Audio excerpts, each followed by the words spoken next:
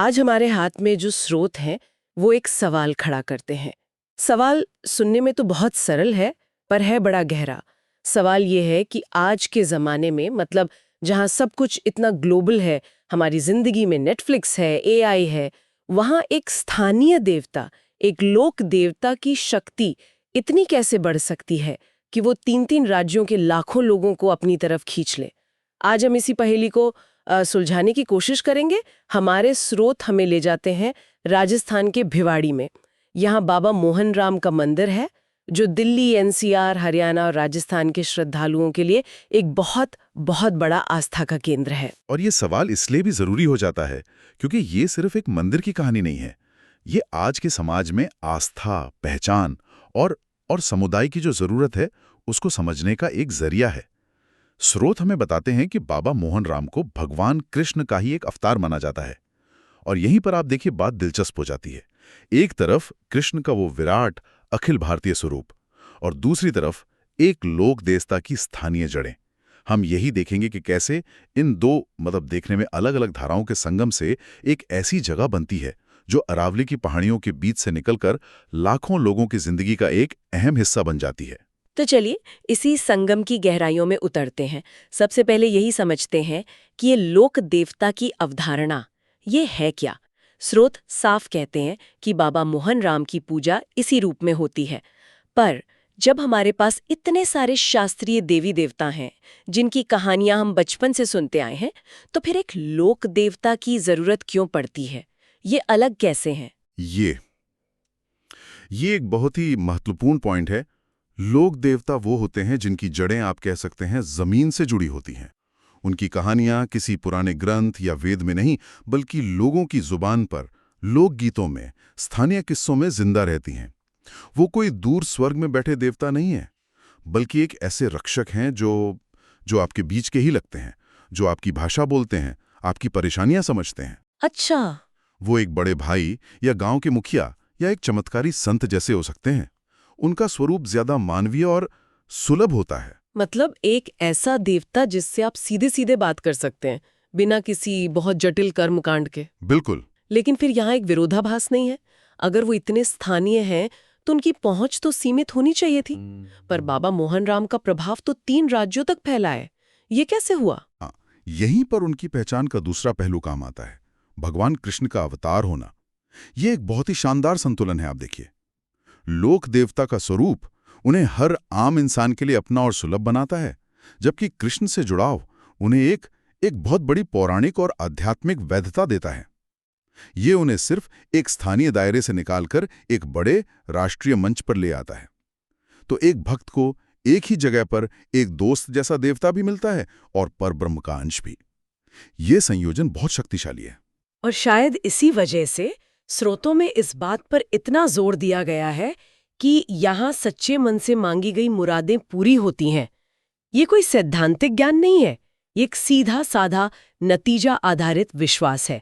मेरी एक जरूरत है और यहाँ आने से वो पूरी होती है, बस बात खत्म। बिल्कुल, यही किसी भी तीर्थ स्थल का मूल आधार है। विश्वास हवा में तो पैदा नहीं होता, वो अनुभवों से बनता है। जब एक व्यक्ति की मनोकामना पूरी होती है तो वो अपना अनुभव 10 और लोगों से साझा करता है। फिर उन 10 में से किसी का अनुभव उस विश्वास को और पुख्ता करता है। ये एक चेन रिएक्शन की तरह फैलता है। और वो सच्चे मन वाली बात भी गौर करने लायक है। ये जिम्मेदारी भक्त पर डालती है कि आपकी नियत और श्रद्धा में कितनी शक्ति है। ये आस्था को एक पर्सनल यात्रा बना देता है। और इस तरह के जागृत देवताओं का स्थान वो अक्सर उनकी पहचान का एक बहुत ज़रूरी हिस्सा होता है। ऐसा लगता है जैसे उनकी शक्ति उस जमीन से, उस भूगोल से जुड़ी हुई है। तो बाबा मोहन राम के मामले में वो जगह कौन सी है और क्या उस जगह में भी कोई खास बात है? हाँ, जाहिर तौर पर स्रोत बताते हैं कि मंदिर राजस्थान के अलवर जिले में भिवाड़ी में है। लेकिन इससे भी ज्यादा अहम जानकारी ये है कि ये अरावली की पहाड़ियों के पास प्राकृतिक वातावरण में स्थित है। और इसकी जो लोकेशन है वो सिर्फ एक पता नहीं है, वो इसकी सफलता की कहानी का एक बहुत बड़ा हिस्सा है। ये दिल्ली से महज 70-80 किलोमीटर दूर है। 70-80 किलोमीटर मतलब दिल्ली या गुरुग्राम में रहने वाला कोई भी व्यक्ति जो हफ्ती भर कॉर्पोरेट जिंदगी के तनाव से जूझ रहा है, वो आसानी से 2 घंटे में ड्राइव करके एक बिल्कुल अलग दुनिया में पहुंच सकता है। ये तो एक वीकेंड गेटअवे जैसा है, बस एक आध्यात्मिक मोड़ के साथ। आपने बिल्कुल सही पकड़ा। ये एक आध्यात्मिक पलायन है, एक स्पिरिचुअल एस्केप, और इसका स्थान रणनीतिक रूप से कमाल का है।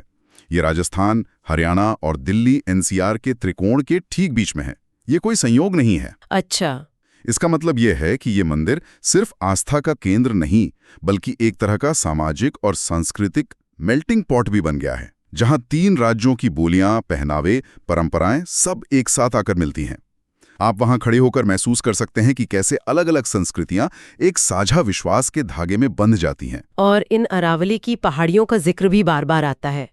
भारत में पहाड़ों का तो वैसे भी एक अलग ही आध्यात्मिक महत्व है, क्या यहाँ भी ऐसा ही कुछ है? निश्चित रूप से। अरावली दुनिया की सबसे पुरानी पर्वत श्रृंखलाओं में से एक है। उसमें एक प्राचीनता का, एक ठहराव का एहसास है। भारत में हमेशा से पहाड़ों को देवताओं का निवास, तपस्या का स्थान और ऊर्जा का स्रोत माना गया है।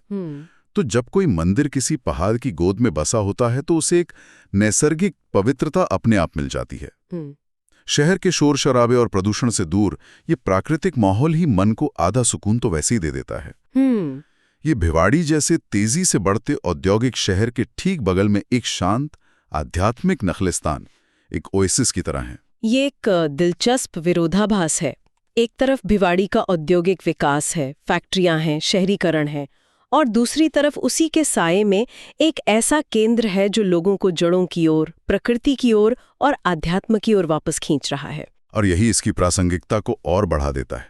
देखिए, शहरीकरण अक्सर अपने साथ तनाव, अकेलापन और समुदाय की भावना का क्षरण लेकर आता है। सही बात है। ऐसे में बाबा मोहनराम का मंदिर उस क्षेत्र के लिए एक आध्यात्मिक लंगर का काम करता है। एक ऐसी जगह जहां लोग अपनी तेज रफ्तार जिंदगी को कुछ घंटों के लिए रोक सकते हैं, अपनी जड़ों से जुड़ सकते हैं और ये महसूस कर सकते हैं कि वो एक बड़े समुदाय का हिस्सा हैं। और आसान सड़क मार्ग इसे और भी सुलभ बना देता है। आज के समय में सुविधा, कन्वीनियंस एक बहुत बड़ा फैक्टर है। तो लोग इस आध्यात्मिक पलायन के लिए कब निकलते हैं? क्या इसका कोई तय समय है? स्रोत कुछ खास मौकों का जिक्र करते हैं जिससे लगता है कि यहाँ एक पूरा कैलेंडर है जिसके हिसाब से भक्तों की जिंदगी चलती है। हाँ, ये सिर्फ एक ऐसी जगह नहीं है जहां आप कभी भी मुंह उठा के चले जाएं। यहाँ एक लय है, एक धड़कन है। स्रोत 3 प्रमुख अवसरों को उजागर करते हैं: हर महीने की अमावस्या, होली के बाद लगने वाला मेला और समय समय पर होने वाले भंडारे और जागरण। ये सिर्फ तारीखें नहीं है, ये इस मंदिर को एक जीवंत सांस लेते हुए समुदाय में बदल देती हैं। चलिए अमावस्या से शुरू करते हैं। हर महीने अमावस्या पर इतनी भीड़ क्यों उमड़ती है? हिंदू पंचांग में अमावस्या की रात को बहुत महत्वपूर्ण माना जाता है। ये चंद्रचक्र का अंत और एक नई शुरुआत का प्रतीक है। ये रात आध्यात्मिक ऊर्जा के लिहाज से बहुत शक्तिशाली मानी जाती है। कई लोग इसे पितरों को याद करने, दान पुण्य करने और ध्यान साधना के लिए उत्तम मानते हैं। अच्छा। तो हर महीने अमावस्या पर मंदिर जाना एक मासिक आध्यात्मिक रिचार्ज की तरह है। ये भक्तों और मंदिर के बीच एक नियमित गहरा रिश्ता बनाए रखता है। ये एक आदत बन जाती है, एक अनुशासन। और होली के बाद लगने वाला मेला, ये तो किसी त्योहार से भी बड़ा आयोजन लगता होगा। बिल्कुल। मेला किसी भी स्थान को सिर्फ एक धार्मिक जगह से उठाकर एक सांस्कृतिक केंद्र बना देता है। आप उस माहौल के बारे में सोचिए। होली के रंगों के बाद एक विशाल मैदान में हजारों लोग इकट्ठा हैं। वहां झूले लगे हैं, खाने पीने के स्टॉल हैं, स्थानीय कलाकार अपनी कला दिखा रहे हैं, लोग खरीदारी कर रहे हैं। मेला एक आर्थिक गतिविधि भी है जो स्थानीय लोगों को रोजगार देती है। ये आस्था को उत्सव और आनंद के साथ जोड़ देता है। ये मंदिर को उस पूरे क्षेत्र के सामाजिक सांस्कृतिक ताने बाने का एक अटूट हिस्सा बना देता है। और भंडारा और जागरण, ये तो और भी ज्यादा, मतलब सामुदायिक गतिविधियां लगती हैं। इनमें क्या खास है? ये दोनों प्रथाएं समुदाय बनाने और उसे मजबूत करने के सबसे शक्तिशाली तरीके हैं। भंडारे की कल्पना कीजिए, जहां हजारों लोग एक साथ जमीन पर बैठकर एक जैसा भोजन कर रहे हैं। उस वक्त कोई अमीर गरीब नहीं, कोई ऊंच नीच नहीं, सब सिर्फ भक्त हैं। वाह! ये समानता और सेवा भाव का एक चीता जागता उदाहरण है। और जागरण यानी रात भर जागकर भजन कीर्तन करना, ये एक साझा आध्यात्मिक अनुभव बनाता है। जब आप सैकड़ों लोगों के साथ मिलकर रात भर भक्ति में डूबे रहते हैं तो एक अलग ही ऊर्जा और जुड़ाव पैदा होता है। ये प्रथाएं भक्तों के बीच एक परिवार जैसी भावना पैदा करती हैं। समाजशास्त्री इसे कम्युनिटास कहते हैं, जहां सामाजिक बंधन कुछ समय के लिए खुल जाते हैं और एक गहरा मानवीय जुड़ाव सामने आता है। तो ठीक है, अब इन सब बिंदुओं को जोड़कर देखते हैं। हमने शुरुआत इस सवाल से की थी कि एक स्थानीय देवता की शक्ति का राज क्या है। अब हमारे पास क्या जवाब है? अगर हम इन सारी कड़ियों को एक साथ पिरोएं तो क्या तस्वीर सामने आती है? तस्वीर ये बनती है कि बाबा मोहनराम मंदिर की सफलता किसी एक वजह से नहीं, बल्कि कई चीजों के सही तालमेल का नतीजा है। पहला, उनकी दोहरी पहचान, कृष्ण के अवतार के रूप में उन्हें विराट वैधता मिलती है और लोक देवता के रूप में वो हर भक्त के लिए व्यक्तिगत और सुलभ हो जाते हैं। दूसरा, उनका रणनीतिक स्थान, जो न सिर्फ 3 राज्यों के संगम पर है, बल्कि शहरी आबादी को प्रकृति के बीच एक जरूरी एस्केप भी देता है। और तीसरा, आयोजनों का एक नियमित कैलेंडर, जो अमावस्या के मासिक अनुष्ठान से लेकर मेले के वार्षिक उत्सव तक समुदाय को लगातार जोड़े रखता है और आस्था को ताज़ा बनाए रखता है। आध्यात्मिक लंगर, जो शब्द आपने पहले इस्तेमाल किया था, वो अब और भी ज्यादा सार्थक लग रहा है। ये एक ऐसी जगह है जो तेज बदलाव के दौर में एक स्थिरता देती है और यहाँ व्यक्तिगत और सामूहिक दोनों तरह की आस्था को जगह मिलती है। लोग अपनी निजी मनोकामनाएं लेकर भी आते हैं और मेलों और जागरण जैसे सामूहिक उत्सवों में भी हिस्सा लेते हैं। ये एक बहुत ही अनोखा संतुलन है। हाँ, और यही इसकी सफलता का रहस्य है। ये एक ही समय में व्यक्ति की निजी ज़रूरतों, मतलब मेरी मनोकामना पूरी हो, और उसकी सामाजिक ज़रूरतों कि मैं एक बड़े समुदाय का हिस्सा हूँ, इन दोनों को पूरा करता है। एक तरफ एक व्यक्ति अपनी परेशानी लेकर बाबा के दरबार में आता है और दूसरी तरफ वही व्यक्ति भंडारे में सेवा करके या मेले में शामिल होकर एक बड़े परिवार का हिस्सा महसूस करता है। यह संतुलन ही इसे इतना जीवंत और आज के समय में इतना प्रासंगिक बनाए रखता है। यह सिर्फ एक पूजा स्थल नहीं है, ये एक पूरा इकोसिस्टम है, आध्यात्मिक, सामाजिक और कुछ हद तक आर्थिक भी। तो आज हमने बादा मोहनराम मंदिर पर उपलब्ध स्रोतों की मदद से यह समझने की कोशिश की कि कैसे एक आस्था स्थल इतना महत्वपूर्ण बन जाता है। हमने उनकी पहचान, उनके स्थान के महत्व और उन आयोजनों को समझा जो भक्तों के विशाल समुदाय को एक साथ लाते हैं और जोड़े रखते हैं। कर छोड़ता है। हमने स्रोतों से देखा कि कैसे एक स्थानीय देवता का प्रभाव राज्य की सीमाओं के पार तक फैल सकता है।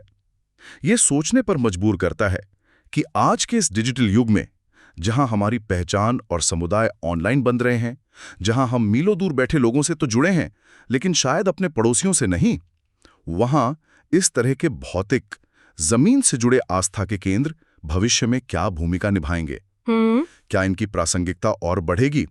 क्योंकि ये हमें वो वास्तविक मानवीय जुड़ाव देते हैं जो डिजिटल दुनिया में शायद कहीं खो जाता है। ये सवाल सिर्फ आस्था का नहीं है, बल्कि इंसान होने के नाते समुदाय और पहचान की हमारी जो बुनियादी जरूरत है, उसका है।